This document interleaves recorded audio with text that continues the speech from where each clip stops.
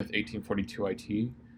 In this tutorial, we're going to show you how to enable full disk encryption using the built-in FileVault utility in macOS. So the first thing we're going to do is navigate to the Apple and then System Preferences. From here, we'll choose Security and Privacy. And then if you're not already in the FileVault tab, if you're over here in General, you'll go ahead and choose FileVault. Then you may or may not need to unlock System Preferences.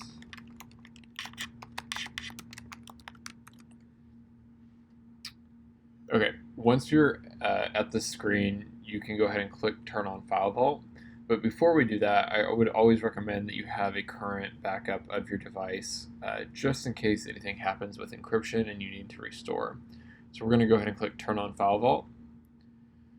From here, you have two options for saving your key. You can either log into iCloud and have your key stored by Apple in the iCloud service, or you can create recovery key locally and it'll allow you to save that to your device. So we're going to go ahead and choose this option.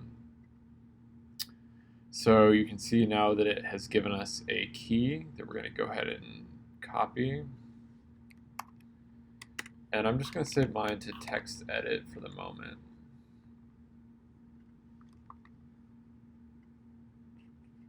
Okay. Now we can go ahead and click continue. And the device will begin to encrypt your drive. Typically it requires, for Mac at least, that you have your computer plugged into the charger. And depending on how much data is on the disk, this may take a little while to fully encrypt. So once this is done, you just want to make sure that you save your key, either print it or store it on a flash drive somewhere secure.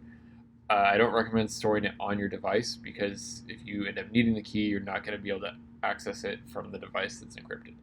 So make sure to store this in a safe place. Otherwise, you could really be in a tough situation later on.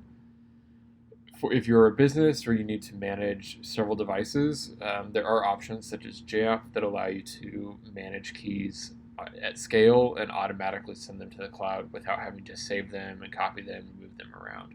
So if you have any questions, feel free to visit 1842it.com. Thank you.